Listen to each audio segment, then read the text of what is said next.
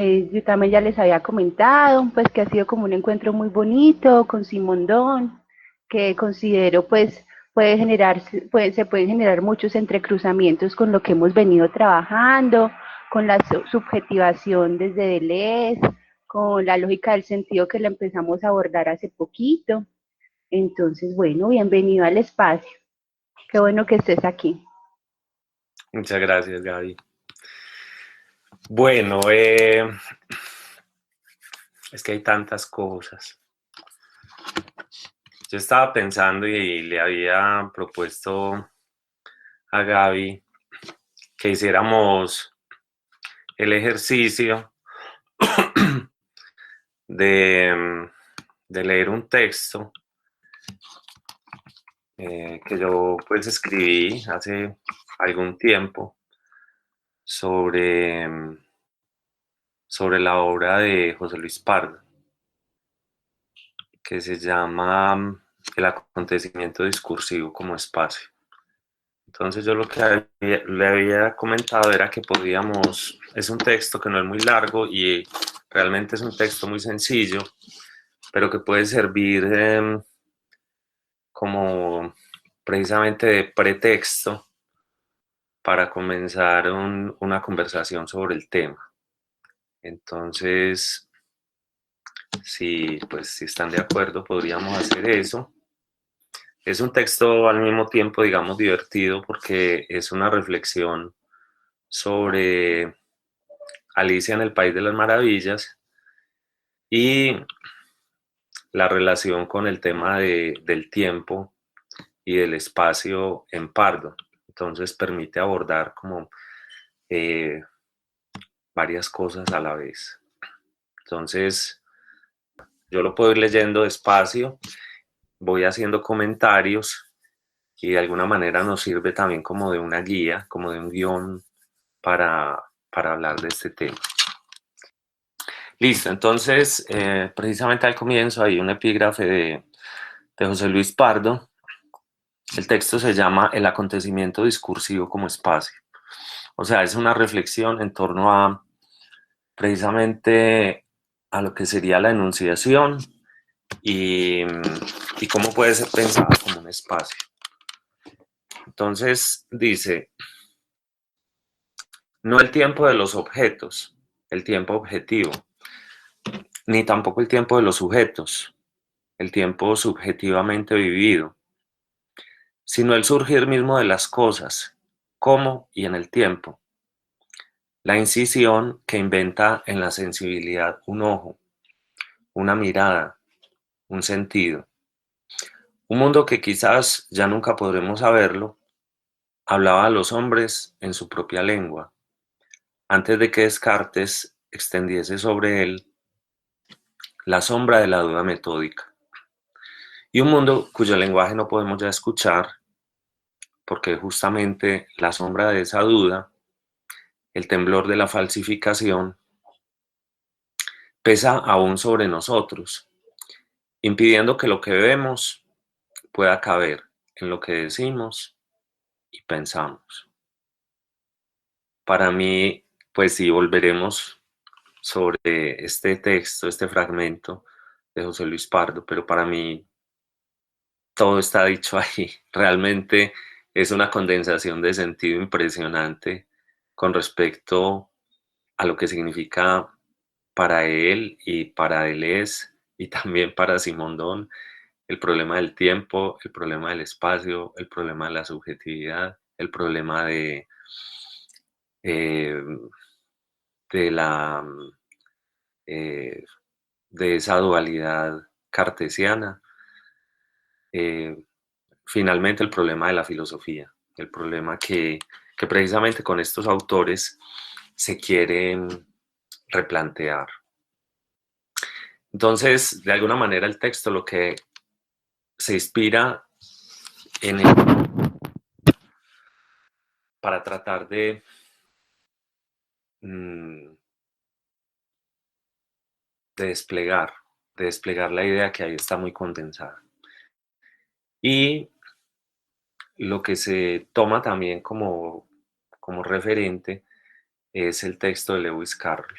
de Alicia en el País de las Maravillas y todo lo que pasa fundamentalmente en uno de los pasajes que se llama La Merienda de Locos.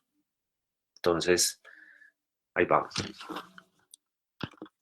Dice, algunos episodios de Alicia llamaron tanto la atención en la época de su publicación que suscitaron continuas consultas a Lewis Carroll, interpelándole acerca de su significado o posible solución. Uno de los más mencionados es el que se refiere a la adivinanza que le lanza el sombrerero a Alicia durante una merienda de locos. Pregunta, ¿en qué se parece un cuervo a una mesa de escribir? Le preguntó impávido el sombrerero, asaltándola en su buen sentido. Alicia, que se creía astuta, se apresura a dar la respuesta, siendo acto seguido acallada por la liebre de marzo. ¿Cómo se le podría ocurrir decir la solución a una adivinanza, estando precisamente en el País de las Maravillas? Y sin embargo, la liebre admitía, de todas maneras, que era importante decir lo que pensaba. La adivinanza queda sin solución en el relato. Y el mismo autor tiene que inventar algunas posibles soluciones, ya que inicialmente tampoco había considerado la necesidad de darle respuesta alguna. Pero si se mira con detalle, existen otros pasajes, otras pistas perdidas, que sin ser precisamente acertijos o adivinanzas, se constituyen en resortes potenciadores de preguntas actuales. El deseo por conocer la solución a una adivinanza no se distingue del afán transvalorador de traer de vuelta el sentido, que yacía perdido en la bruma de signos desarticulados. Es lícito allí querer ordenar esa grafía, arañarla, asirla y espesarla para poderla habitar con los recursos que no son propios, conocidos. Algo más complicado aparece cuando intentamos hacer el recorrido inverso, preguntando, por ejemplo, ¿por qué se había peleado el sombrerero con el tiempo, haciendo que para él fueran siempre las 6 de la tarde? Intentar dar una respuesta, entre comillas, coherente a semejante pregunta no tendría más sentido que el apresurado y estéril esfuerzo emprendido por Alicia en su momento. No obstante, si la desconexión entre el cuervo y la mesa de escribir es total, hasta tal punto de impedir cualquier vínculo posible, la pista entre el sombrerero y el tiempo es todavía rastreable. La mesa estaba servida, el pan con mantequilla, la vajilla dispuesta en todos los sitios, la tetera y los comensales formaban un extraño decorado que contrastaba con la llegada inesperada de Alice. Al cabo de un rato, pasado el episodio de la adivinanza, el sombrerero explicó el por qué allí siempre eran las 6 de la tarde, la hora de tomar el té. La razón: se había peleado con el tiempo el pasado marzo durante el gran concierto ofrecido por la Reina de Corazones. La participación del sombrerero en la fiesta consistía en el canto de unas estrofas bastante conocidas. Pero no más terminó la primera, la reina comenzó a gritar: «Se está cargando al tiempo, que le corten la cabeza». Como resultado, el tiempo se enfadó con él y allí seguirían siendo siempre las 6 de la tarde, la hora de tomar el té. Observemos algunas cosas. El sombrerero no había sido arrojado por fuera del tiempo, como de venir, ni mucho menos. Tampoco podemos decir que participara de una inmovilidad pétrea. No había sido desplazado ni hacia atrás ni hacia adelante en el tiempo. Seguía estando en el tiempo. ¿En cuál tiempo quedó suspendido el sombrerero? ¿Y cuál es el tiempo que no quiere saber nada de él? Si la canción era bastante conocida, Ella anticipaba las palabras, las estrofas siguientes, la melodía, el fin. Cantar en el País de las Maravillas significaba nada más ni nada menos que echar a andar el tiempo como transcurrir, algo así como la mayor impertinencia. Tenía por qué enfadarse el tiempo al ver que alguien quería echarlo a andar continuamente, como un segundero. El reloj del sombrerero no marcaba las horas del día, sino los días del mes. Espacios que, aunque regidos por movimientos, son lo suficientemente amplios como para querer constituir a partir de ellos una secuencia de todo lo que acontece. En el pasaje de los relojes, donde Alicia se sorprende porque el reloj del sombrerero marca los días, a este no se le ocurre otra cosa que preguntarle, comillas, ¿acaso tu reloj señala los años? Hacer sentir la gravedad del tiempo que pasa significa cargarse al tiempo para uno solo, hacer que los demás lo escuchen y callen. El sombrerero no podía concebir un reloj en el cual el tiempo ocupara menos de un día. Sin embargo, y tal vez sin saberlo, su canción lo minimizaba, involucrando dicha pretensión. Como el mundo de Alicia no es precisamente el mundo del, entre comillas, sentido, el castigo infligido al sombrerero es el de ser arrojado del tiempo que ha evidenciado, incluso con alevosía, pues lo ha hecho con la palabra vuelta canción, del tiempo que transcurre, del que marca las horas y los segundos, del lineal, del continuo. Existe, se le conoce, pero nadie puede cargar con él. Es la infancia que al lado de la adultez comparte sus destiempos. El disgusto generado con el tiempo hace entonces que los comensales tengan solo su tiempo, el momento en el que realizan una actividad descoyuntada de cualquier relación de continuidad. La mesa está servida para tomar el té y lo único que se hace es tomar el té, aunque se pueda generar un desplazamiento dentro de ese cuadro. Es la hora de tomar el té eterna, no la eternización de la hora del té, que significaría simplemente la detención fotográfica del instante, algo así como un congelado del tiempo que pasa, un recuerdo para la posteridad, un legado hereditario. Por eso la mesa está servida toda, porque entre taza y taza no tienen tiempo de levantarla. Lo que hacen es efectuar un desplazamiento cambiando de lugar cada vez. Estas son conclusiones muy lógicas a las que Alicia puede llegar fácilmente. Pero estuvo a punto de cometer la misma imprudencia que el sombrerero cuando le dio por decir, comillas, pero ¿y qué sucede cuando llegan de nuevo al principio de la mesa? Hasta ahí la cita. Estar cambiando de sitio significaba necesariamente que se volviera al comienzo, a un lugar sentido como un comienzo. No había comienzo, porque nunca se comenzó en alguna parte. Simplemente siempre era la hora de tomar el té. Allí no había retorno. La liebre de marzo interrumpió bostezando. ¿Qué os parece si cambiamos de conversación? Me estoy cansando de todo eso. En este punto se hace claro que la presencia de Alicia en aquella escena plantea la posibilidad de la contigüidad entre un tiempo cronométrico y un tiempo exterior a él, en cuanto diferente. José Luis Pardo nos describirá este tiempo como, comillas, un tiempo fuera del curso del tiempo, sin curso ni dimensiones cronológicas, sin adelante ni atrás, sin porvenir ni pasado.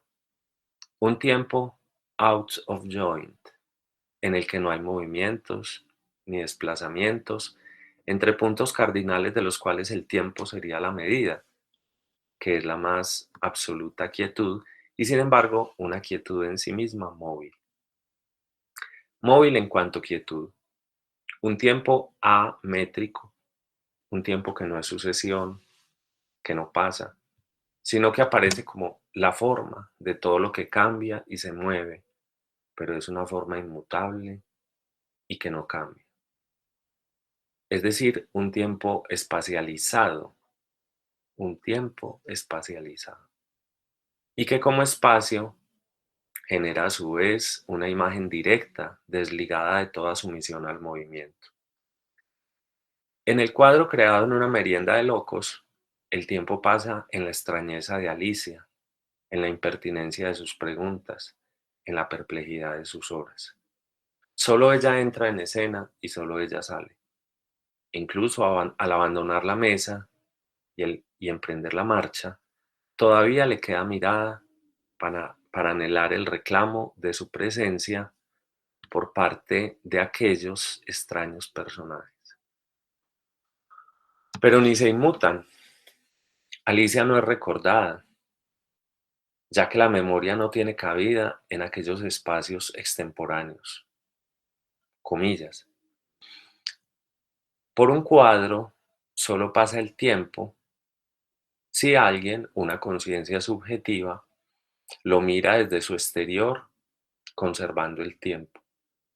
La escena de los campesinos rezando a la hora del Ángelus de Milet solo se hace vieja, solo se inserta en el cuadro del tiempo, merced a la mirada del espectador, que desde otro espacio la incluye en el fluir temporal de su memoria retentiva y de su imaginación protentiva. Cuando al contrario, y por ponerlo de este modo, el espectador consigue insertarse en el cuadro, entonces desaparece de escena. Está ahí la cita, que es de Pardo también. Alicia no logra insertarse de ninguna manera en aquella merienda accidental. Está demasiado preocupada de sí como para olvidarse de quién es y de venir comensal en otro tiempo. Ni siquiera alcanza a saborear el té, pues en el momento en que le piden que se sirva más, observa que aún no ha tomado nada. Algo muy diferente ocurre con el visitante de museos en la película Sueños de Akira Kurosawa. De tanto mirar el campo de trigo con vuelo de pájaros de Van Gogh, termina disolviéndose completamente en el cuadro, volcándose al interior sin presentar repulsa ni oposición. No trata tampoco de insertarlo en algún proceso histórico. No busca plantearle preguntas que resuelvan su sentido o direccionalidad. Más bien comprende que solo se hace partícipe de la imagen, que solo ésta se hace visible, dejándose captar por su carácter intempestivo, no desplegando puntos de vista que delaten el hábito de ligar las imágenes con otras anteriores retenidas. Los espacios pictóricos, visibilizados de esta manera, terminan abortando cualquier relación de parentesco entre sí. Son exteriores los unos a los otros. Incluso la mirada que descargaba su conciencia y su entendimiento sobre ellos con el fin de descifrarlos, interpretarlos y analizarlos, es reemplazada por otra que desde el interior del cuadro siente las formas, pero de la exterioridad. Son los signos de Deleuze, imágenes hechas para ser vistas con, comillas, ojos sin conciencia y sensibilidad sin entendimiento, como nos dirá Pardo. Ya que la conciencia y el entendimiento solo devienen posibles a partir de la contracción de un hábito que augura desde un juicio moral la ocurrencia de una imagen esperada. Por tal motivo, Alicia está expectante, incluso hasta el final, acerca de lo que podrá verse en la imagen siguiente, en tanto que los comensales de una merienda de locos, todo el tiempo le intentan hacer ver que lo único que puede verse está puesto sobre la mesa. Si es que ver es lo que quiere, no hay haces bajo la manga en tal acontecimiento. Así, sin lograr habituarse a la situación, Alicia desaparece de escena sin ser sentida por los demás personajes. El ejemplo de la gota de agua y la montaña, desarrollado por Pardo en su libro sobre los espacios, pintar, escribir, pensar, no es solo una metáfora. Las gotas de agua chocan contra una de las caras de la montaña, evaporándose al instante. De tanto chocar, la gota termina haciendo una huella, abriendo un cauce, dejando una señal. Para la gota es haber encontrado un hábitat en el cual existir. Ahora puede ser sentida. En cambio, para la montaña, significa contraer un hábito, volverse sensible. El espacio que se abre entre la montaña posibilita el paso del tiempo y con él la memoria. El registro de los oleajes del río que partió en dos la montaña. Pero de aquella primera gota que chocó contra la montaña, evaporándose al instante, no queda registro. Porque siendo aquella gota de agua la que inauguró la memoria, no cabe memoria de ella. Esa es una cita. Aquella gota queda excluida de la eterna Jerusalén celestial. Es un trazo de nadie, una estéril inmolación, un derramamiento ceremonial que no atrajo a los dioses como para hacer germinar la simiente en la piedra sacrificial. Y es que la montaña no podría guardar memoria de aquella gota, porque la posibilidad de ser sentida emerge cuando la montaña se aviene bien con el hábito que le otorga el modelo para comprenderla, recibirla y conducirla. Cuando el tiempo, como transcurrir, aflora en las vetas que el movimiento del río ha inscrito a manera de horizontes geológicos, diferenciables en la superficie de la montaña. Sin embargo, su expulsión del curso del tiempo, de la cronología, de la memoria, la traslada a otro tiempo, que podría definirse en palabras de Bachelard como, comillas, la realidad encerrada por el instante y suspendida entre dos nadas. La absoluta independencia entre los acontecimientos lleva explícita la deconstrucción de todas las clasificaciones, artificios que con su pretensión de universalidad intentan descubrir el orden intrínseco dentro de la naturaleza, menos para protegerla que para dominarla y controlarla. Ya Foucault nos había recomendado abstenernos de decir que hay leyes en la naturaleza. La naturaleza no sabe de leyes.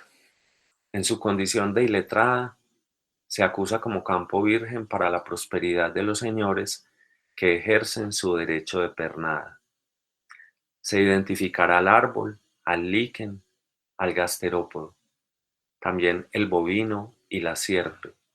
Se conocerán sus usos medicinales, las diversas formas de cultivo, los cruces ventajosos, hasta su potencia mortífera, inspirará incluso a los más indiferentes.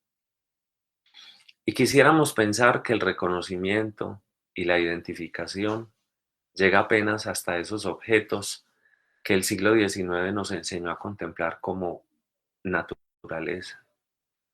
Pero bien sabemos que la cultura occidental se caracteriza más por la etiqueta y el rótulo homologador que por la aceptación de la existencia de una diferencia radical que impida cualquier clasificación.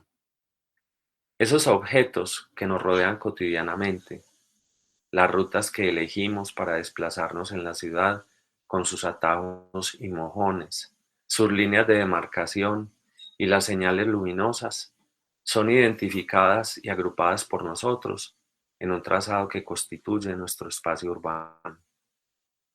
La pertinencia del recorrido no tiene más razón de ser que la imposición de un hábito hecho sobre todo el arsenal de rutas posibles. En otros animales es común encontrar comportamientos similares. En el ganado, por ejemplo, se conoce su desplazamiento por las laderas en zigzag, dejando una huella, una trenza en la superficie de la montaña, seguida por la manada y afianzada por el paso del tiempo. La erosión debida al compactamiento de la tierra produce en el suelo la destrucción de las condiciones edáficas necesarias para la aireación, el desarrollo microbiano y el intercambio hídrico y gaseoso. El sobrepastoreo en una pradera hace que las pistas, llamadas de pisada de pata de vaca, aumenten hasta el punto de constituir un espacio completamente enrutado, sin dejar otra opción al ganado para su desplazamiento. Vemos a los animales circular por allí, pero no podemos atinar a saber cuál de ellos inauguró la ruta que jalona el desplazamiento de los demás. Si se quiere mantener una buena pastura, es menester la remoción continua del suelo, el arado, la rotación, el descanso. Todo menos dejar que se acumule esa memoria, que los animales adquieran ese hábito, que olviden el tiempo del vagabundeo. Mejor que observen la pradera como si fuera la primera y la última vez, pues su estadía allí será, de todos modos, corta. Al llegar se desplazan aleatoriamente, olfatean y tratan de hacerse al lugar, comen donde se les antoja y rumian a la Bartola. Su comportamiento gregario no ha sido aún activado por una adecuación al espacio que permita la dominancia de un jefe de manada, de un stalker que, como en la película de Tarkovsky, guíe a los visitantes en su paso por la zona, les marque un curso y les imponga una costumbre. Con el lenguaje ocurre algo similar. No solo tiene que ser coherente y eficientemente bien empleado, sino que las palabras dichas son presionadas a coincidir con alguna tradición que les ampare y las encauce, con una autoridad que las proteja. No se permite la proliferación de enunciados desterritorializados de cualquier voluntad de poder que actúe sobre ellos, combinando su fuerza discursiva al reduccionismo de las tipologías clasificatorias. La primera palabra que viene a restallar contra la montaña del sentido no puede ser sentida ni apreciada porque no tenemos referencias pretéritas de ella. Comillas. La comprensión de la palabra remite igualmente a hábitos lingüísticos, y comprender una palabra es sólo posible cuando estamos inscritos, descritos por una marca desde la cual hablamos.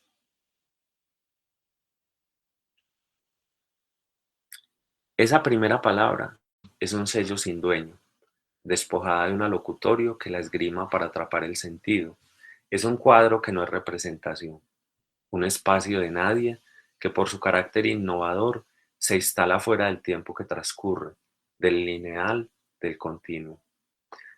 Pero es que precisamente el error radica en pensar que las palabras, reconocidas por todos, albergan una relación, entre comillas, natural, tributaria del sentido entre ellas. No nos damos cuenta que ignoramos el vacío que comienza en sus fronteras, allí donde justamente por la velocidad de la corriente enunciativa hacemos de la continuidad y del cauce lingüístico el orden divino, la ley natural. En cambio, considerar las producciones discursivas como espacios, como cuadros, como acontecimientos, es tratarlos en su irrupción histórica, no ya para ligarlos a alguna tradición o corriente específica, sino para dejarlos espesar como monumentos ricos por su distanciamiento con todo lo demás. No sobra señalar que al abandonar toda relación de causalidad, se abandona también la memoria que sostiene la tradición. Michel Foucault, a propósito de una historia efectiva, nos dice que, comillas, de todas maneras, se trata de usar la historia de manera que se emancipe para siempre del modelo, a la vez metafísico y antropológico de la memoria. Se trata de hacer de la historia una contramemoria y desplegar, por consiguiente, otra forma del tiempo. Eso está en Nietzsche, La genealogía y la historia, microfísica del poder. Es el tiempo del instante en el cual emerge el acontecimiento, la hora de tomar el té sin comienzo ni final, su rotunda diferencia, su singularidad. La disolución del movimiento teológico o del encadenamiento natural que intenta disolver el acontecimiento singular, arrastrándolo en la corriente generadora de un tiempo que transcurre. Ahí hay una cita que dice: acontecimiento es necesario entender con esto, nos dice Foucault, no una decisión, un tratado, un reino o una batalla, sino una relación de fuerzas que se invierte, un poder confiscado, un vocabulario retomado y devuelto contra sus utilizadores, una denominación que se debilita, se distiende, se envenena ella misma, otra que hace su entrada enmascarada. Está ahí la cita.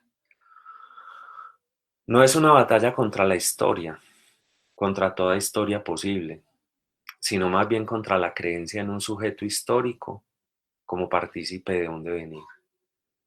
Porque en la historia, entre comillas, efectiva, en cambio, no hay ni unidad ni sujeto. No hay mirada crítica, pues se prescinde de toda posición objetiva y subjetiva. Es el rastreo genealógico de la procedencia del acontecimiento que pasa inadvertido en la historia tradicional. Es la denuncia de la desconexión existente entre los acontecimientos, que de aparecer yuxtapuestos es debido más a su carácter de exterioridad mutua que a su conciliación consustancial. El acontecimiento carece de sustancia, de alma y por tanto de moral. Entonces, si el genealogista tiene el cuidado de escuchar a la historia, en lugar de creer en la metafísica, ¿qué es lo que aprende? Que detrás de las cosas hay algo diferente, y no su secreto esencial y sin fecha, sino el secreto de que ellas no tienen esencia, o que su esencia fue construida parte por parte a partir de las figuras que le eran extrañas. Ese es del mismo texto de Foucault. Por eso asumir una posición con respecto al acontecimiento es mostrar que el mundo no está ahí, afuera, en alguna naturaleza originaria, en las landas perdidas del bosque, ni en los recónditos reclamos de la representación. El mundo simplemente no está dado de antemano. Revelación para nada consecuente con los llamados contenidos de conciencia, pues no se trata solamente de volver esos sujetos incógnitos, esos parajes ignotos, el punto de partida de la percepción para algún sujeto que los inaugura su llegada, no es una fenomenología.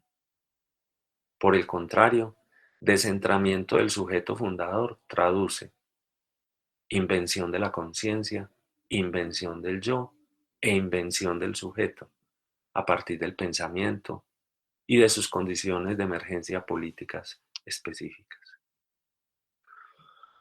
Lo real que solo emerge como condición de posibilidad a partir de la racionalización queda convertido, mirado aisladamente, en un componente inservible de una categorización estéril, que al pretender concebir una fisis desconocida como material, en tanto oposición a lo espiritual, como antítesis abyecta, enuncia el otro polo que se le opone y lo puebla, enaltecido y deificado, el del sujeto, de la conciencia, del yo. Olvidando que precisamente toda filosofía, toda psicología, Tiene como función el despliegue de cuadros taxonómicos que nos hacen visibles ontológicamente como un incorporal descubierto a posteriori, que se pretende preexistente al pensamiento y ónticamente como un corporal que lo porta y lo sustenta. En cambio, si se aprecia su producción como un proceso político de ordenamiento, se hace claro que como cualquier otra cosa, nosotros también somos inventados por el pensamiento, pero una invención que nos reduce, ora al centramiento de la norma disciplinaria, ora a la divergencia patológica del sinsentido. Toda taxonomía separa y distancia, formando corpus organizados voluntariamente. No es la multiplicación de las diferencias, es la identificación de las similitudes. No puede haber singularidad como un diferencial asumido. Más bien, se establece una generalidad del concepto. Pensar el acontecimiento discursivo como espacio implica la disolución de las posiciones segmentadas y categóricas, en tanto reconocibles e identificables, ordenadas y racionalizadas, comportando a su vez un viraje hacia la estratigrafía del pensamiento, hacia una geología del discurso, con una concepción del tiempo en el que por su carácter directo se configuran cuadros independientes, imágenes, monumentos, que no reclaman una identificación con el hecho, con la facticidad, con una concepción cerrada y positiva del mundo, que no ubica el problema del conocimiento en términos de jerarquía o prioridad entre el sujeto y el mundo, y cuyo sentido es completamente neutro, cuando no la disolución potencial de cualquier sentido. Espacios que no se repiten en los ciclos de la temporalidad, que anulan la imitación como fraude y la copia como delito. Siempre singulares, siempre aislados, no son portadores de la custodia de ninguna verdad, de algún carácter reconocible, de una marca oculta o evidente de autor. El acontecimiento anula la pertenencia, pues desconoce toda identificación, olvida toda permanencia, pues en su amnesia no es un generador que cause alteraciones, es una alteración, es producto y no productor, saldo y no operación. Cuando miramos esas palabras pintadas de forma monocromática, nos exponemos a la aventura de la imagen espacio, a la mirada escritura de nadie que se proyecta desde el cruce de coordenadas definidas por el largo de la página y el ancho de los renglones, hasta el acantilado sin fondo, donde restallan estrepitosamente en la sinapsis neuronal. Es la gota que al golpear la montaña se reconoce como efecto de su propia desaparición, de su continuo morir, haciéndose solo visible en la superficie de su singularidad, de su exterioridad y de su diferencia. Alicia no se hace partícipe de una merienda de locos. No alcanza a comprender el té escrito sobre la vajilla, ni a consumir los enunciados servidos sobre la mesa. El acontecimiento le es molesto, como puede llegar a ser el zumbido de un insecto a nuestro oído. Lo escuchamos, pero no lo vemos. Lo sentimos, mas no le tememos. Y al querer espantarlo, ya se ha ido. Siempre está en otro lugar, aunque nos llegue incólume la huella de su rastro. Curiosamente es un texto que tiene muchos años. Yo creo que fue lo primero que publiqué, pero hace poco lo retomé y me sorprendió como percibir que seguía teniendo vigencia y que podía seguir siendo productor de sentido y que es una buena excusa para hablar de estos autores, de Pardo, de Deleuze, de Simondon, para hablar de estos problemas que ellos plantean con tanta urgencia y que no se pueden enmarcar, digamos, en un momento o en una tendencia, eh, que obviamente hacen parte de un decurso, eh, digamos, del proceso que vive la filosofía, en la medida en que hacen una deconstrucción y intentan desarticular algo muy antiguo que, como lo denuncian ellos, pues viene desde Platón. Gracias, Jennifer, que escribió. Eh, y son estos problemas de todos los opuestos, digamos, en los que culturalmente hemos estado. Mm, lo sensible versus lo inteligible, eh, el cuerpo versus el espíritu, eh, lo sensible versus lo suprasensible, ¿sí? La res cogitans versus la res extensa. Eh, incluso en el texto que les envié también sobre estetogramas, que yo creo que les pasó Gabriela también, de, de Juan Diego Parra, él añade precisamente el, el significado y el significante. O sea, esos dualismos en los que hemos vivido y que nos hacen pensar que, bueno, dice Gaby que no lo compartió. Bueno, perfecto, pero ya ahí está, es un texto también maravilloso, maravilloso, eh, pues sobre qué es un estetograma de Juan Diego Parra, pero lo pueden leer después y va a servir para continuar con el diálogo. Y él ahí dice pues que realmente hemos estado siempre como en estos opuestos. Entonces el trabajo que van a hacer en gran medida estos autores es intentar sacarnos de ahí, ¿cierto? Esos opuestos siempre son como unos puntos monolíticos donde pareciera que nos tuviéramos que parar para poder tener como, como un seguro, ¿cierto? Como un asidero, y realmente lo estamos tan habituados históricamente a tener esas clasificaciones que nos da mucha dificultad, y eso yo creo que atraviesa todos los ámbitos de la cultura. Nos da mucha dificultad pensar que podemos estar en algo que no tenga ese carácter fijo, que no tenga ese carácter identificable, que no tenga ese carácter de representación. O sea, algo que sea eh, pasar, algo que sea devenir, algo que, que transcurra simplemente y que no tenga que ser nombrado, que no tenga que ser indexado, ¿sí? Y ahí es donde está gran parte de la reflexión que hacen estos autores. Para Pardo, la huella que golpea la gota que golpea la montaña no deja memoria, o sea, no hay recuerdo de esa primera gota, ¿cierto? Porque es que para que haya recuerdo de esa primera gota, la montaña tiene que hacerse partícipe de la gota.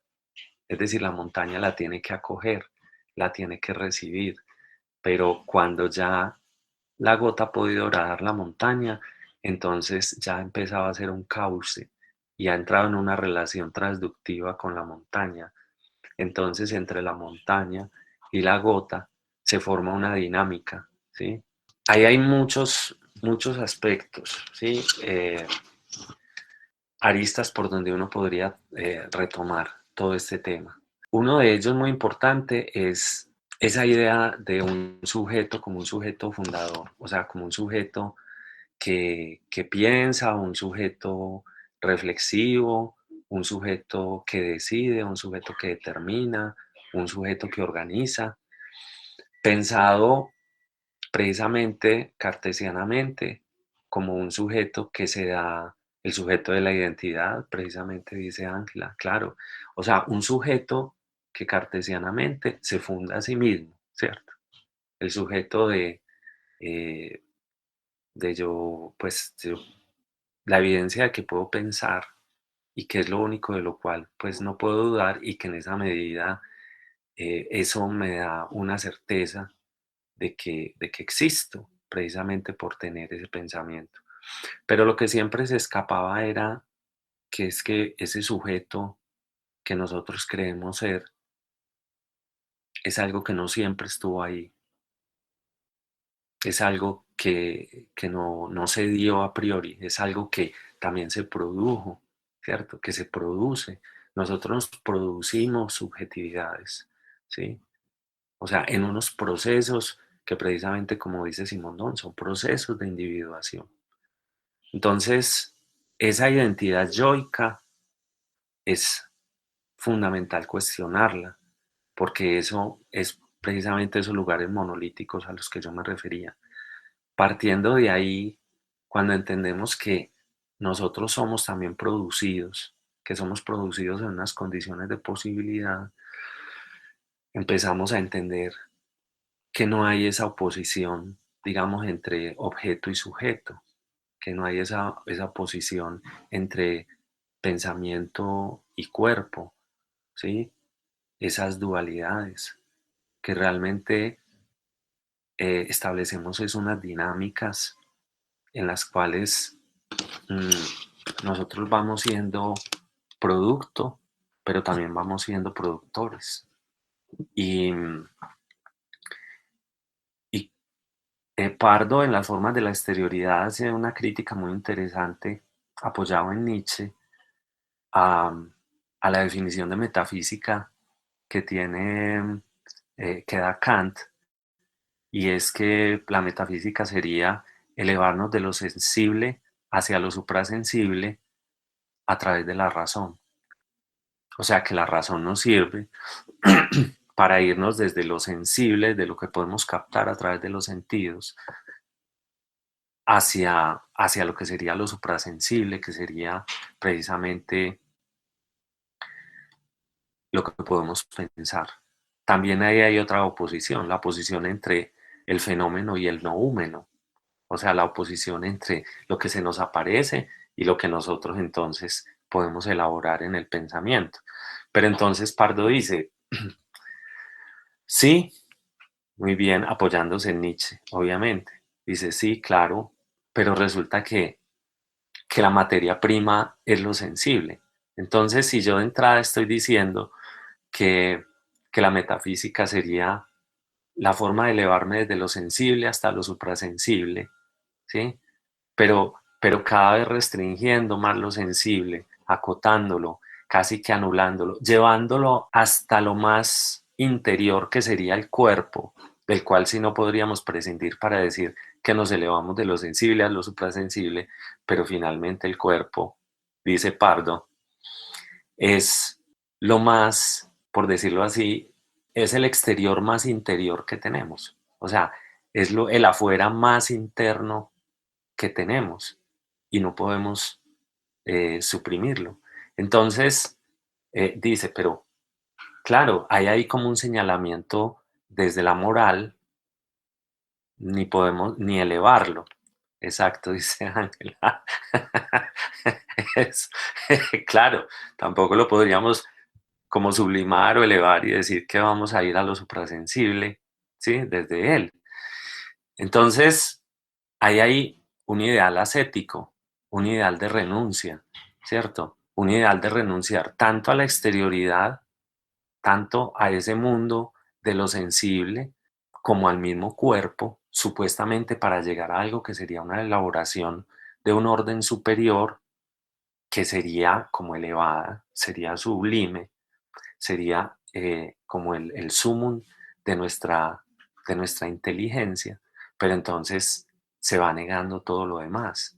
¿Sí? Pero resulta que eso que se está negando en la misma definición de metafísica, ¿sí? Elevarse desde lo sensible hasta lo suprasensible, entonces si yo termino anulando todo lo sensible, Entonces, ¿qué puedo lograr con eso? Entonces, Pardo hace una denuncia muy interesante. Dice, claro, por eso es que el espacio ha sido negado, digámoslo, en la reflexión filosófica, porque es que el espacio nos remite precisamente a a eso sensible, ¿cierto?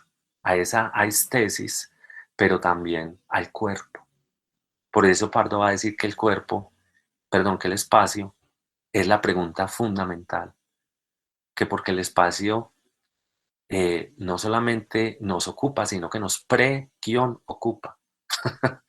El espacio nos preocupa, que el espacio no es una cosa vacía, como un contenedor que simplemente se llena, ¿cierto? Que nos debemos quitar esa idea de espacio en el sentido de algo vacío, sino que el espacio ya está ahí cuando llega a eso que llamamos subjetividad. Entonces, cuando de pronto abrimos los ojos y nos damos cuenta que somos sujetos, porque nos podemos involucrar en los problemas de una manera activa, de una manera efectiva, ya ahí ese espacio está ocupado, ¿no? Pasa como la gota que empieza a horadar la montaña, ¿cierto? Cuando la montaña se da cuenta que le abrieron un hueco, ya perdió, ya es tarde. Entonces, eso pasa también con la subjetividad, ¿cierto? Cuando el sujeto se da cuenta, incluso desde la conciencia, que el espacio existe, ya el espacio estaba ahí hace rato, o sea, ya el cuerpo estaba hace rato y ya la sensibilidad estaba hacía rato, ¿sí? De manera que esa es, pues, digamos, una reivindicación fundamental que hace Pardo con respecto al problema del espacio.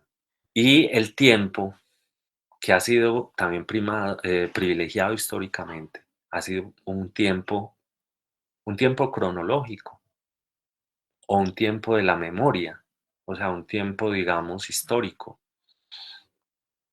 Pero aquí también se habla de un tiempo, y eso lo trabaja Pardo en el texto que se llama Deleuze, violentar el pensamiento, que es un texto maravilloso, donde dice, precisamente recurriendo a Bersón, dice que es que también hay un tiempo ontológico, una memoria ontológica, ¿cierto?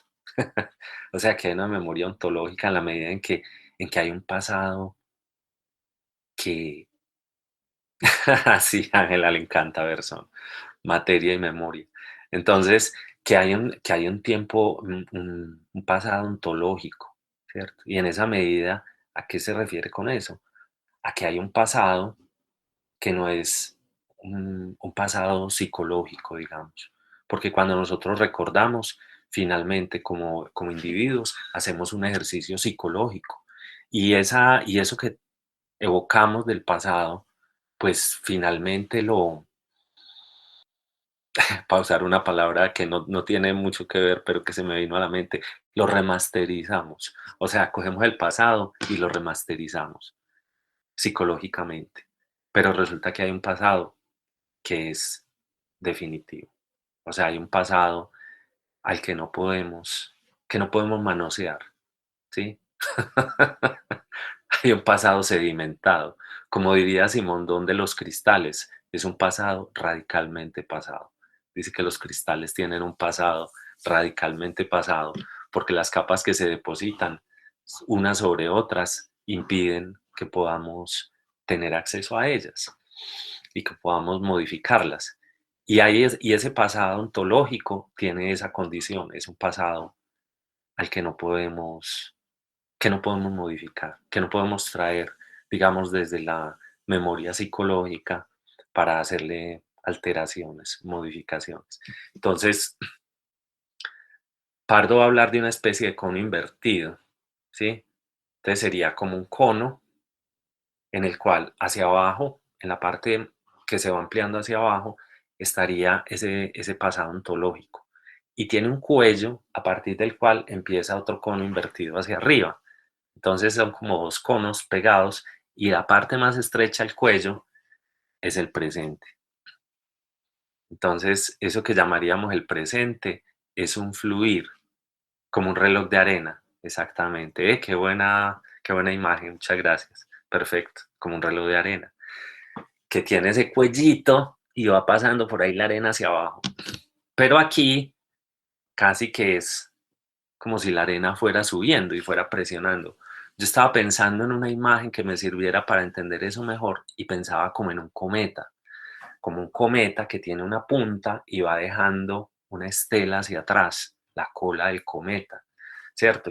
Pero va avanzando a una velocidad vertiginosa. Y eso que va haciendo hacia adelante, ese empuje, ¿cierto? Va abriendo un cono hacia adelante, ¿sí?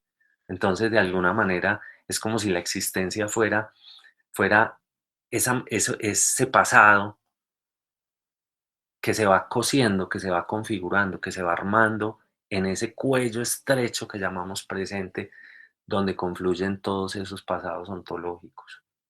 O sea, como si se condensaran en ese momento presente exacto y se proyectaran hacia adelante. Eso es una cosa extremadamente bonita, eso es súper hermoso.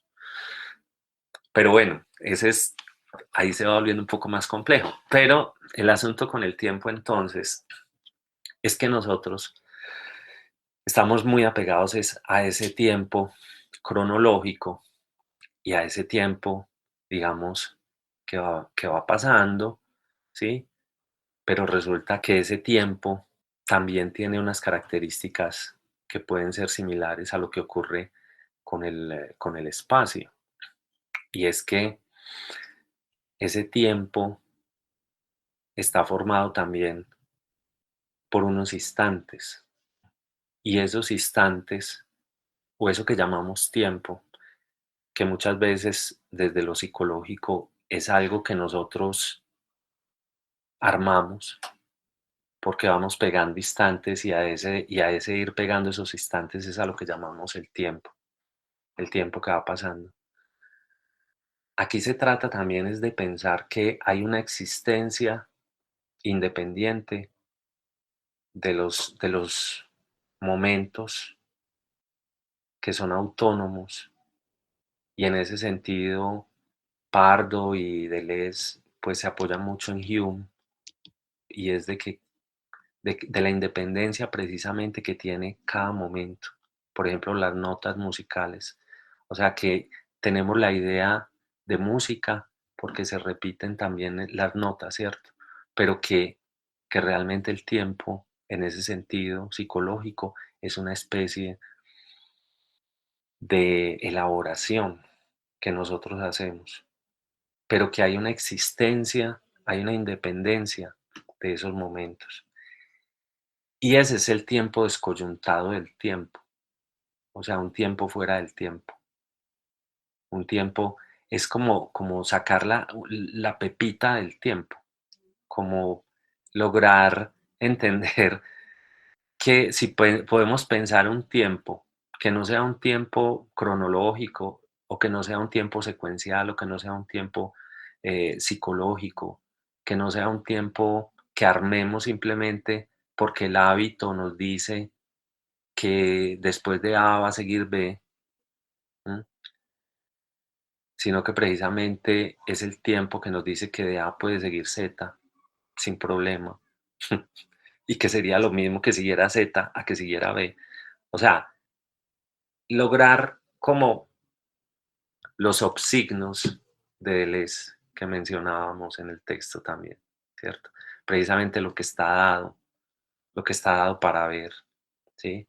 Como esa pureza, no en un sentido pues moral, sino en un sentido de, de lo que se puede reconocer, tampoco petrificado como lo veíamos en el texto, ¿cierto? No se trata de una fotografía, de la detención de un instante, ¿sí? Sino de entender que hay esa gota que no tiene memoria y así también hay esa nota que no tiene tiempo. Entonces, si podemos identificar esos momentos, eh, podemos entender que no estamos parados en esos mojones o en esos monolitos o en esos lugares fijos, sino en unas situaciones que, que nos permiten como salirnos precisamente de ese tiempo, ¿sí?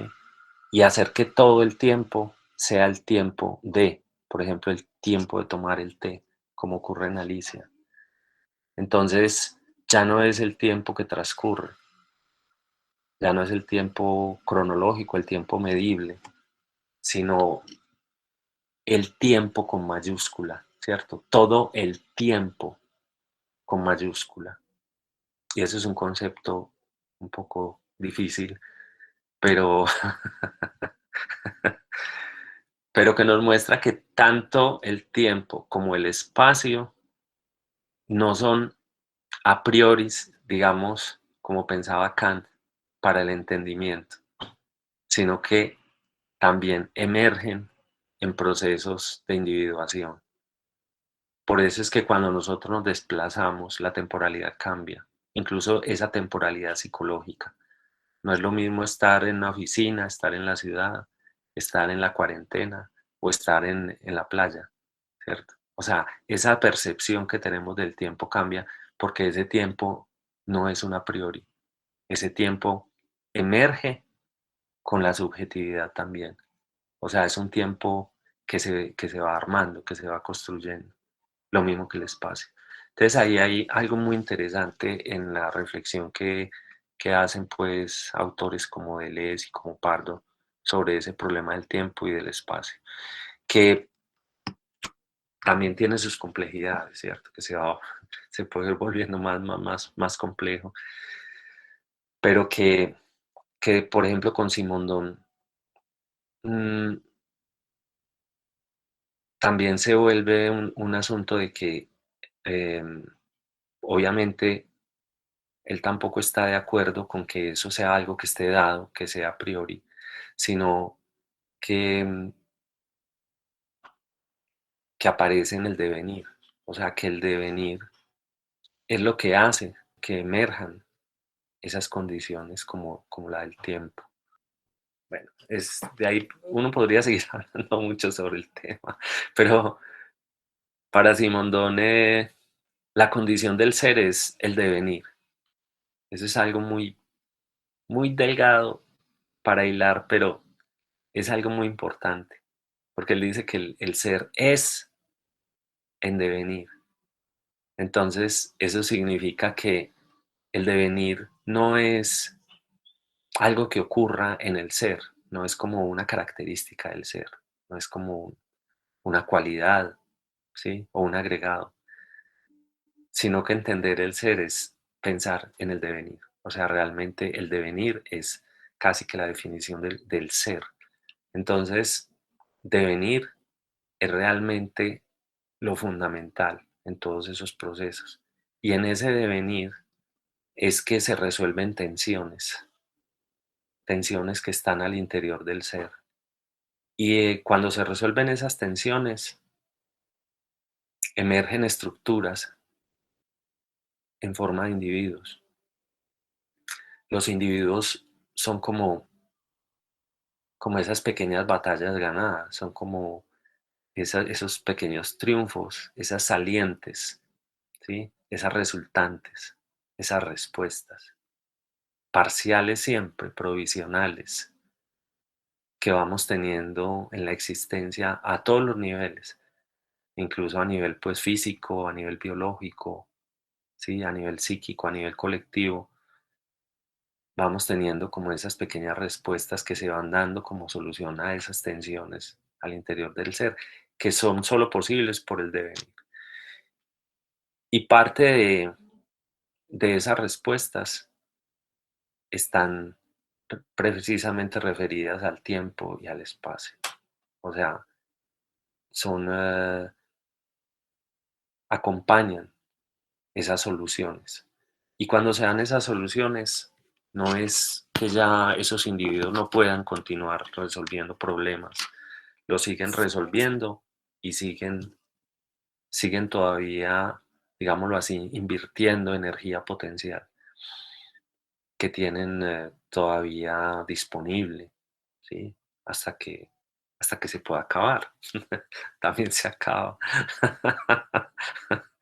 Pero mientras exista energía potencial, pues se pueden seguir dando esos procesos.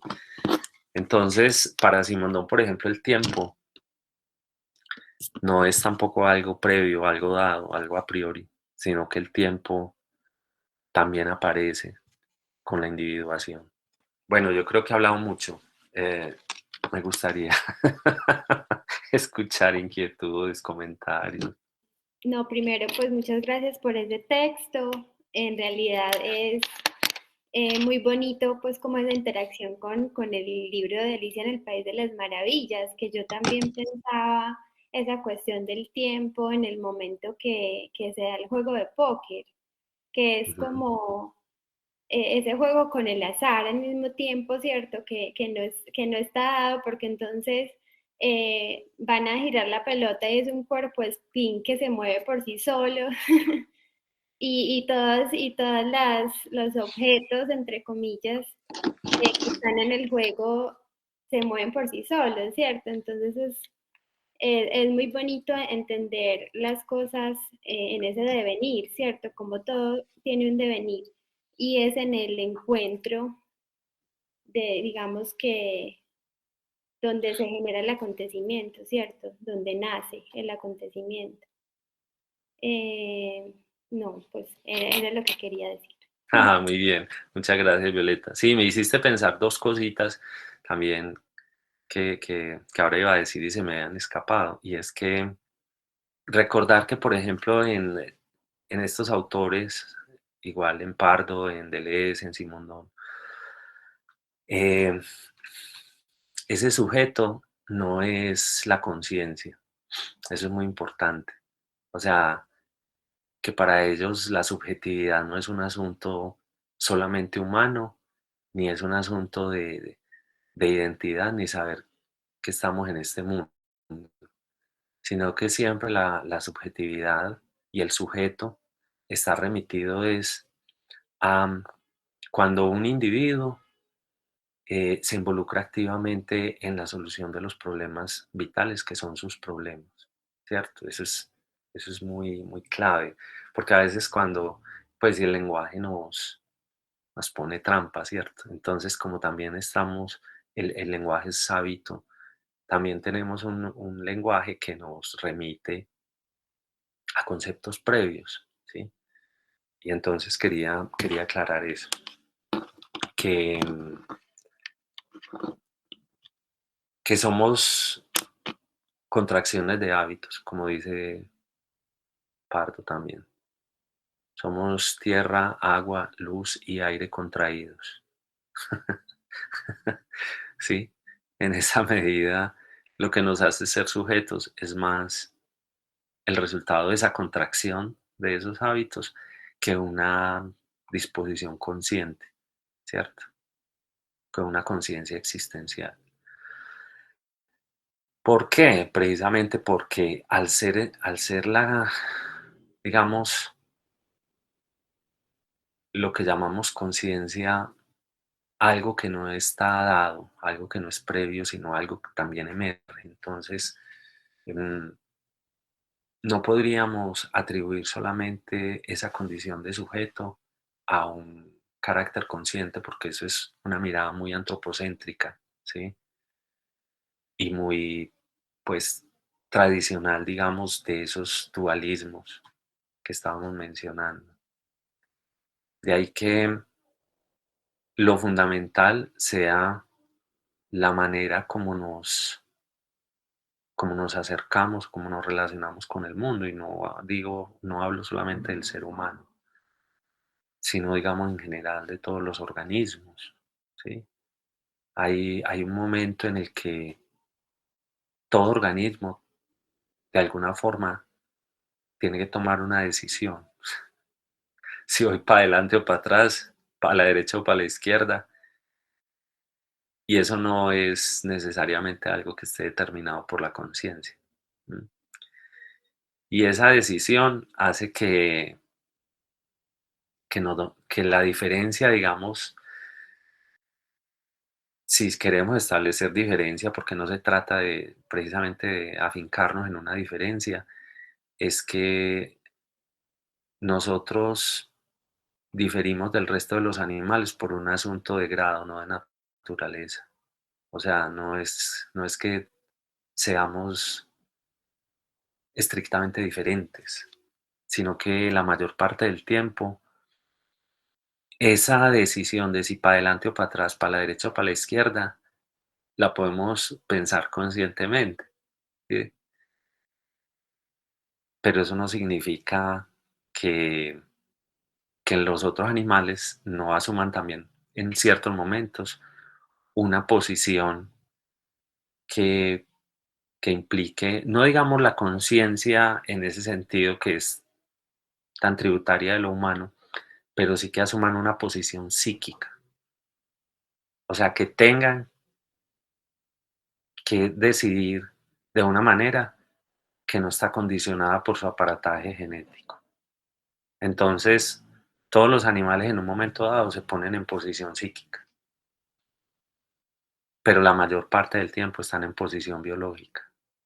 O sea, la mayor parte del tiempo pueden resolver sus problemas desde su condición biológica. Simonón dice que en nosotros ocurre al revés. O sea, que la mayor parte del tiempo estamos en una condición psíquica y eventualmente estamos en condición biológica. ¿Sí? Y eso es lo que nos crea la idea de que entonces somos unos sujetos conscientes, ¿cierto? O de que estamos todo el tiempo en una condición de sujetos conscientes.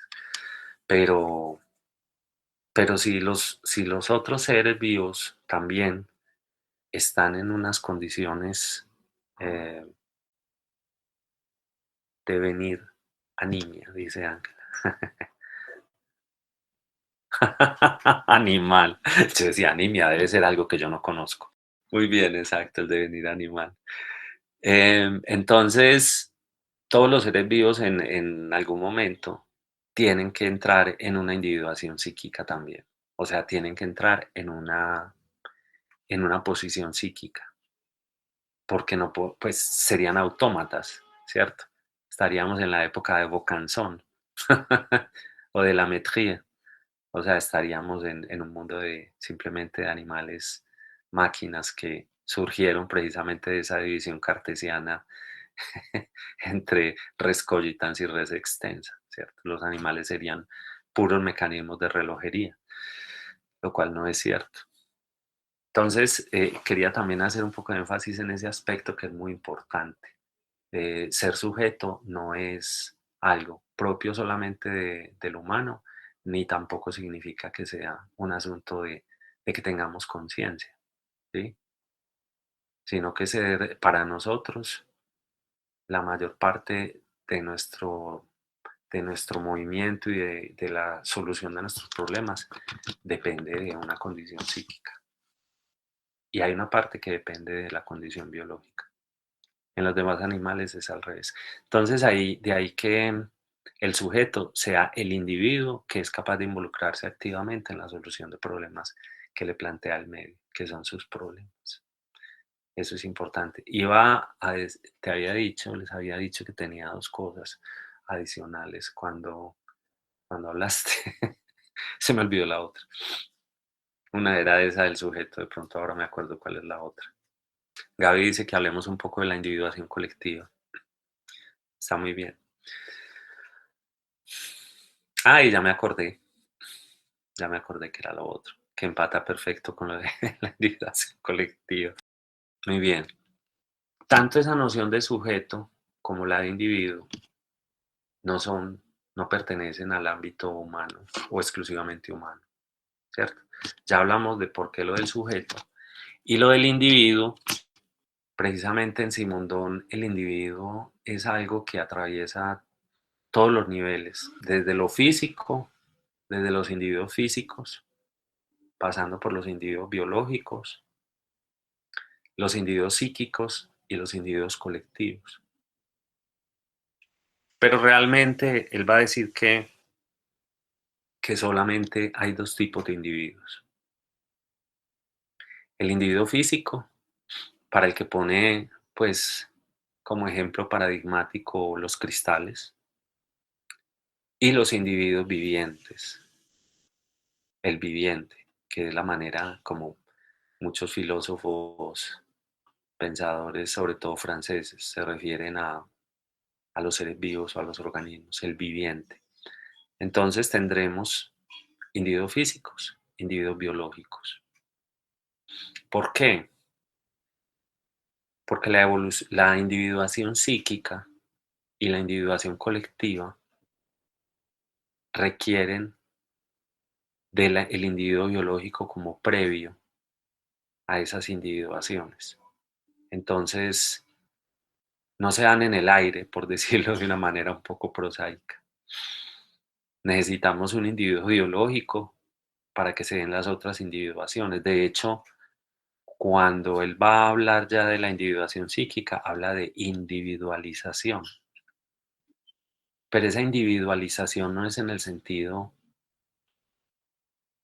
aunque también tiene que ver, pero no es exclusivamente en el sentido de identificación, de reconocimiento, de diferencia, de singularidad, ¿cierto? Cuando se dice se individualizó al sujeto criminal. O sea, se le reconoció y se le asentaron sus huellas, ¿sí? Esa individualización es el proceso de individuación, pero que ocurre en un individuo biológico a nivel psíquico. Entonces, la individuación psíquica es la manera, precisamente, como lo estábamos diciendo ahora, de resolver problemas que no se pueden resolver desde lo biológico, desde lo vital, sino que implican toma de decisiones y que implican un paso hacia adelante con respecto a los otros. De manera que la individualización psíquica necesariamente involucra a otros individuos psíquicos. Para Simondón es claro que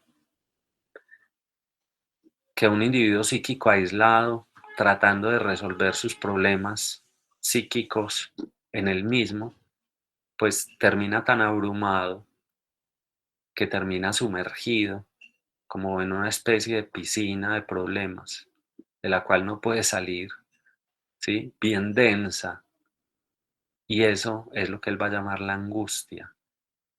La angustia sobreviene cuando un individuo psíquico ha acumulado tanto, se ha sedimentado tanto esas tensiones que no ha podido resolver, que quiere resolverlas de una vez, de un solo salto.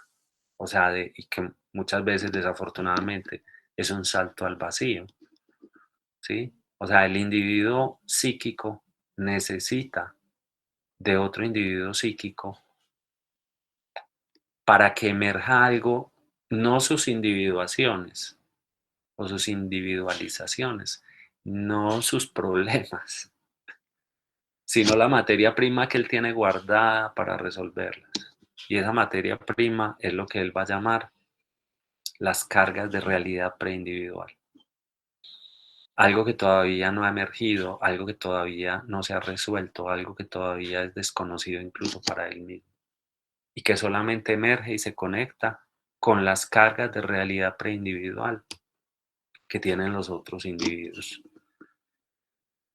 Y cuando esas realidades preindividuales surgen como esa materia prima que va a ayudar a resolver esas tensiones, esas incompatibilidades, esas dificultades, aparece un individuo como si fuera un hijito de esas dos realidades preindividuales, de esas cargas de realidad preindividual que emergen y se unen, aparece un hijito. Y ese hijito es la individuación colectiva, es el individuo colectivo. O sea, el individuo colectivo no estaba ni en A ni en B. No hacía parte de la conciencia ni de la psiquis emergida de A ni de B. Era desconocido para ambos. ¿Sí? Son cargas, son fuerzas, exacto. ¿Sí? Que todavía que no están definidas, que no están articuladas, que no son evidentes que si el individuo solo se queda tratando de resolverlas, es un yo con yo que no produce nada fértil, ¿cierto? Es algo estéril, y no solamente estéril, sino que ahoga al individuo, ¿cierto?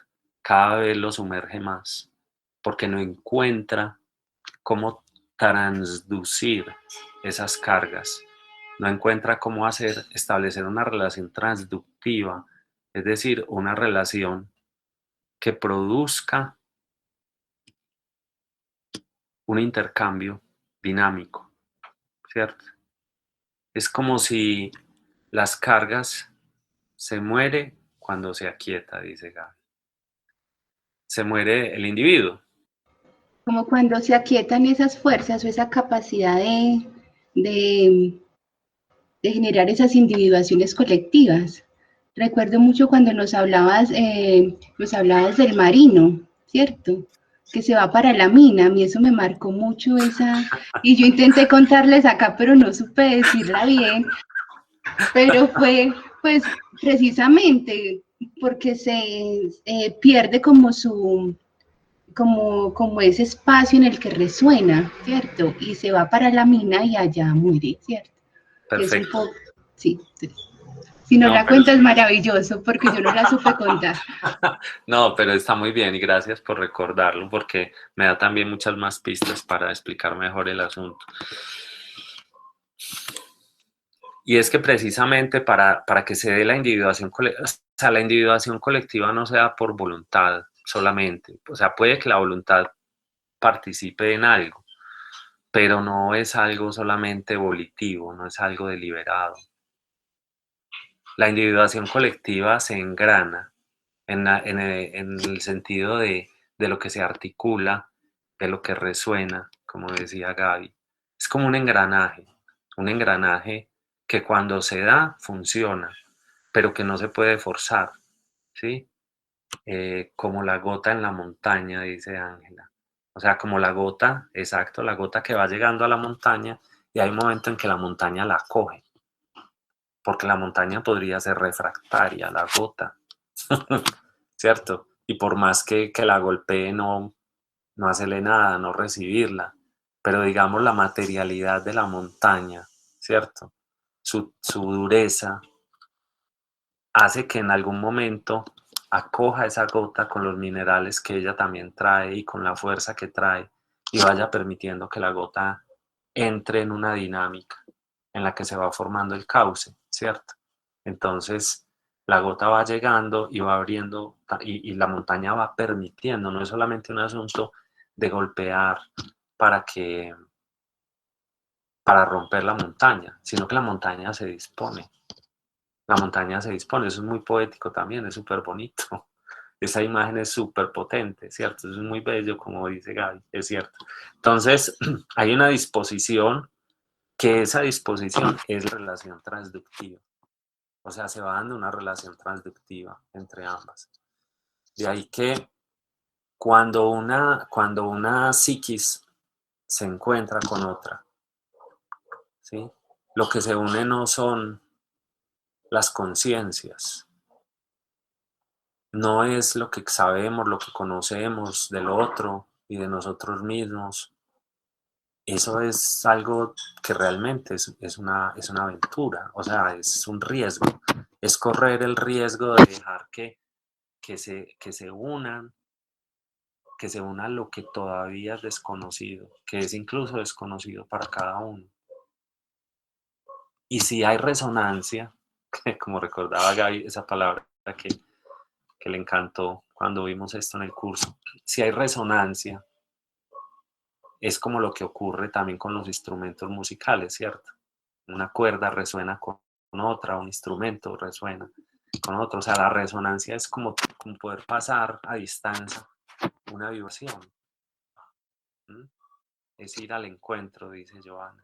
Es ir al encuentro y es precisamente que las cosas ocurran, pero eso no se puede forzar realmente, ni se puede predecir, ni se puede prever. O sea, es algo que ocurre o no ocurre.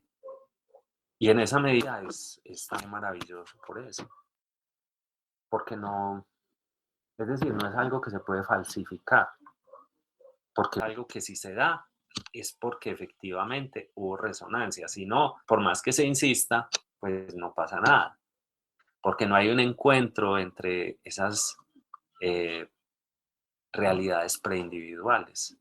Entonces, cuando se da, es como si pudieran emerger esas cargas de realidad preindividual, como esa materia prima que viene, ese apeiron, que es como esa naturaleza indefinida, pero al mismo tiempo también inagotada de los presocráticos, para que se dé el encuentro y para que se produzca algo nuevo.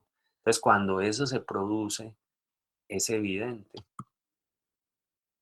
porque se produjo, o sea, porque realmente está ahí, ¿sí? Entonces, eso constata, ¿sí? Pero eso es azaroso, el encuentro, dice Ángela, claro, sí, es azaroso, sí. El encuentro es azaroso y el hecho de que se dé individuación colectiva también. O sea, es algo que es,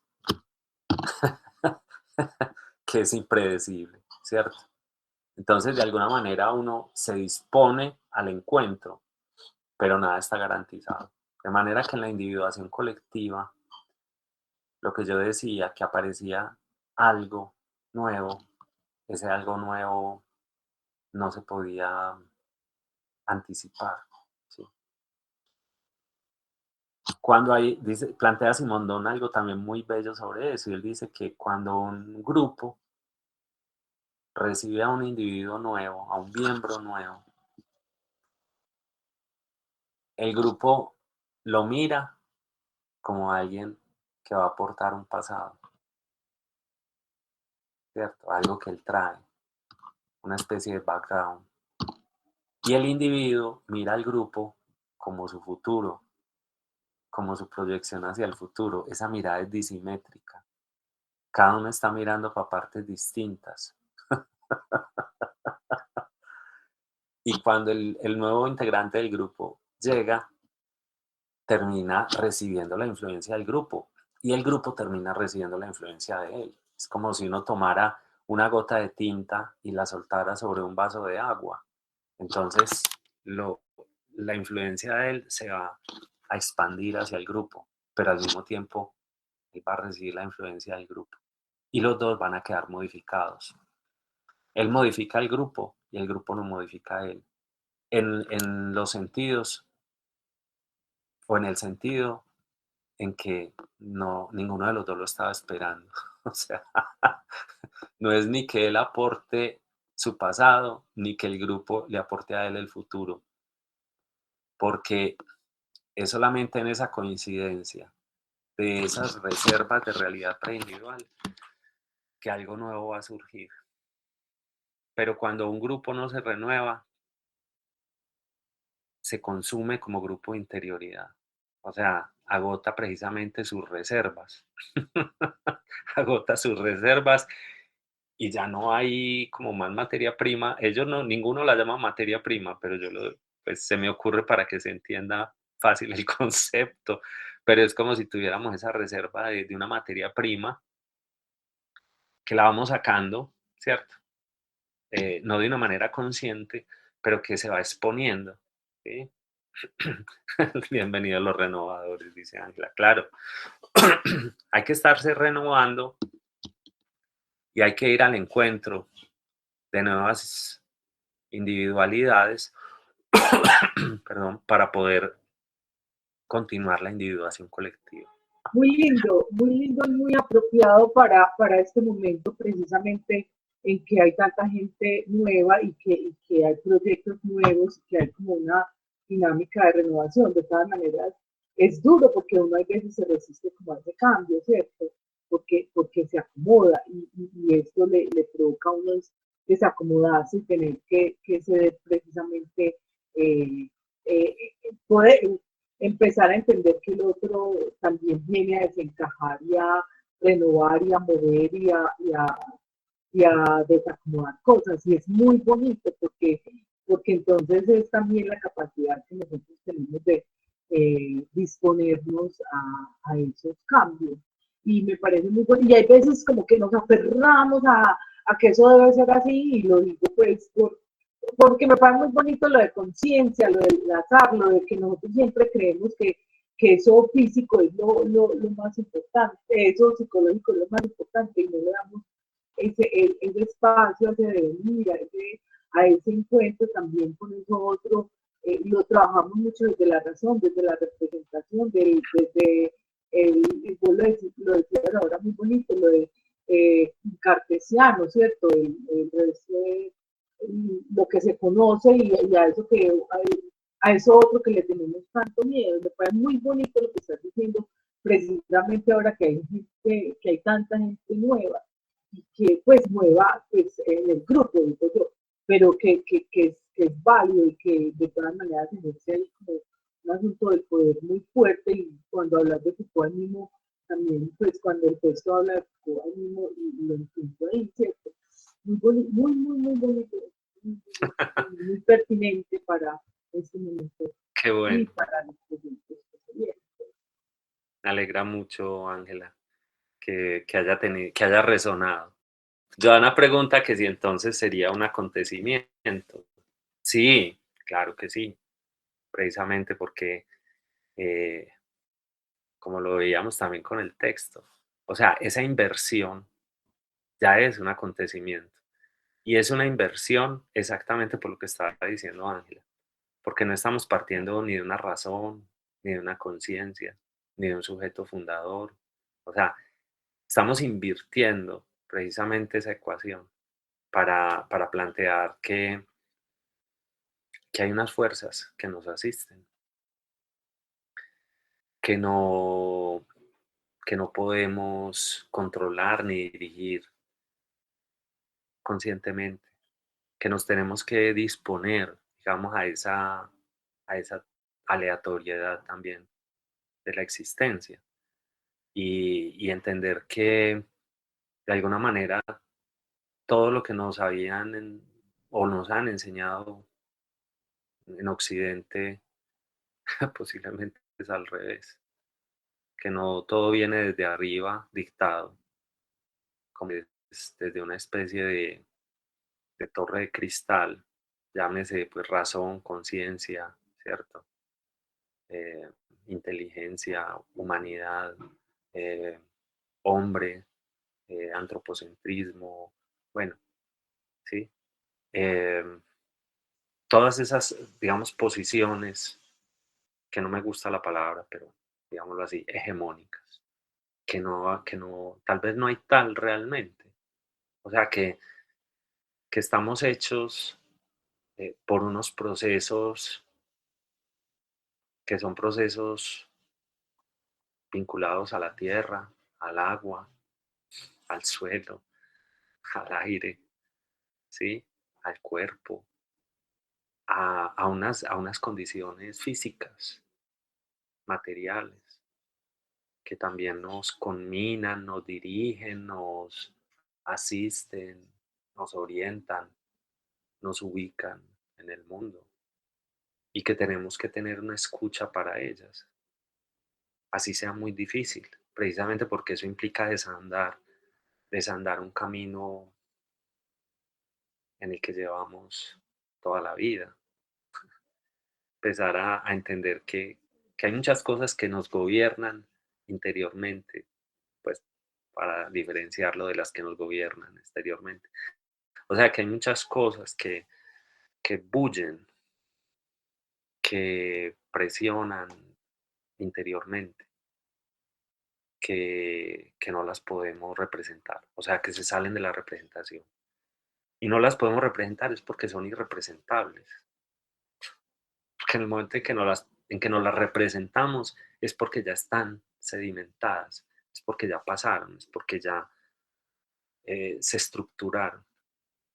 Pero eso no quiere, o sea, son representables como cuando ya el cauce en la montaña está hecho, pero que precisamente somos como la montaña. Entonces, que tenemos que saber que hay una cantidad de fuerzas que nos están horadando y que todavía no las percibimos, pero que eso no significa que no están trabajando a la sombra, lentamente, poco a poco, paso a paso, ¿sí? Pero continuamente. Entonces, sí es un acontecimiento, claro que sí. Qué bonita charla, qué charla tan hermosa. Qué bueno, eso me alegra tanto porque yo estaba pensando y yo decía, no, pues dar una clase, no, no tenía pues como una presentación. Y yo dije, no, pues yo le dije a Gaby, pues retomemos este texto y conversamos a partir de ese texto. Y igual yo creo que lo pueden seguir explorando y el otro texto de Juan Diego Parra sobre los estetogramas también es muy interesante, porque precisamente el concepto de estetograma a mí me parece también muy clave. O sea, son como esas marcas, esas huellas, pero que al mismo tiempo no son solamente como algo exterior, sino que producen también individuos, ¿cierto? Entonces uno no es solamente como un marcaje que se hace sobre el mundo, sino que al mismo tiempo es la misma idea simondoniana de la transductividad. O sea, cuando uno hace una marca sobre el mundo, esa marca también la hace uno, digámoslo así, en uno mismo. No es solamente, o no es como uno podría pensar como algo que sale de uno como un punto de partida y incide sobre una afuera, sino que realmente todo termina siendo interior y exterior, ¿cierto? Es como esa banda de Moebius, eh, dónde empieza el interior y dónde termina, dónde empieza el exterior y dónde termina el interior. Eh, Aquí, pues con estas reflexiones de Pardo, eso también queda muy replanteado. ¿Mm? A mí me encanta, pues, una de las ideas también más potentes de Simondón es, pues, o de de lo que uno puede extraer de su filosofía, es la idea de que nuestro cerebro no está contenido en nuestra cabeza. O sea, que nosotros tenemos un cerebro expandido y que realmente todo lo que nos rodea es parte de nuestro cerebro. Entonces, cuando uno se queja también mucho como de su entorno y de lo que lo rodea, lo que tiene que pensar es que eso no es solamente algo que está afuera. O sea, que ese afuera y ese adentro son muy cuestionables ya. O sea, que realmente uno está imbuido, metido, más de lo que cree en eso que uno considera a priori que está afuera. ¿Sí? Cuando resulta que nosotros con esos estetogramas, con esos marcajes, estamos creando una afuera, pero al mismo tiempo eso es lo que nos crea a nosotros. O sea, nosotros nos creamos a nosotros mismos en un proceso de ida y vuelta. Y eso es una cosa muy poderosa. Es una idea muy, muy, muy tenaz porque nos hace pensar mucho, nos saca mucho de como de ese individualismo pues occidental ya en el sentido de aislamiento y de egoísmo, y nos lleva a pensar que tenemos más influencia y más que ver con todo lo que nos rodea de lo que creemos. Pregunta Andrea que eso se puede leer en cuál texto. Eh, pues en la tesis principal de Simondon, que es la individuación a la luz de las nociones de forma y de información, toda esa parte de la individuación psíquica y colectiva, donde pues precisamente saber que nosotros no estamos aislados. O sea, incluso lo que yo decía ahora, que a nivel de la individuación psíquica, que él la llama individualización, con gusto, eh, casi que automáticamente hacemos individuación psíquica, pero nos tenemos que vincular con el otro en un proceso colectivo, en una individualización colectiva. Y ahí pues entran muchas otras cosas que no, de pronto en otra ocasión conversaremos, que tienen que ver con el mundo de los objetos técnicos, con el mundo de la invención, el mundo de la imaginación, donde uno va extrayendo pues también como un corolario de su pensamiento, y es de que nosotros no somos monadas, o sea, no somos entes aparte, aislados, sin puertas ni ventanas, sino que estamos más conectados de lo que creen. Muchas gracias por la invitación, y a Ángela también, y a la orden cuando quieran que volvamos a conversar, y de pronto si revisan estos textos y el de Juan Diego, pues podemos retomar algo si quieren hablar de alguno de los que ya son textos, pues digamos más académicos en el sentido pues también como de la escritura. Porque en el que yo escribí sobre Alicia yo no sentía pues que digamos se apegara mucho a un rol académico, sino que lo hice más como una especie de divertimento. Entonces, eh, sí, pues cuando quieran conversamos, me alegra pues que les haya gustado, y bueno, y siempre a la orden.